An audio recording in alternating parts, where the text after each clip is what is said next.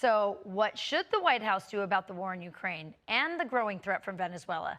Here to weigh in is former White House National Security Council Chief of Staff, Alex Gray.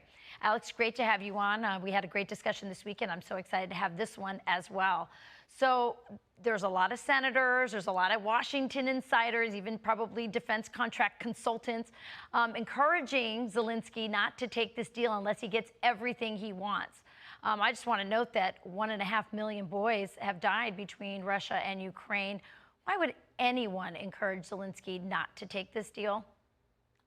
Rachel, you're 100% right. And if anyone's encouraging either party not to try and find a solution, they're being reckless. And frankly, they don't know what time it is in American foreign policy and really the direction of the globe.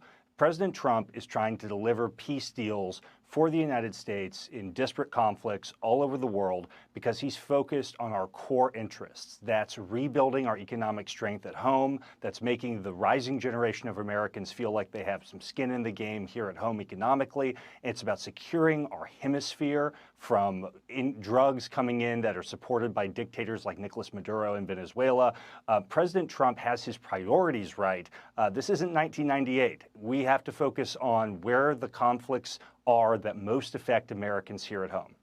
Yeah, that's the Don Road doctrine. I will say before we move on to Venezuela, again, these boys are dying, these Ukrainian and Russian boys, that President Trump has had quite a heart for them. He said it doesn't matter where they're from, they're human beings, and they're dying by drones, almost like a video game. It's a meat grinder. It's absolutely abhorrent. It's a total carnage. So hopefully people will come to their senses and end this war right away. Meanwhile, I want to move to Venezuela. It looks like we're seeing some encouraging signs, but are we seeing encouraging signs that Maduro will actually step away, that he'll take a deal, maybe take some money and head off to, I don't know, Russia? What would that look like? What are you seeing? Does it look like it might happen soon?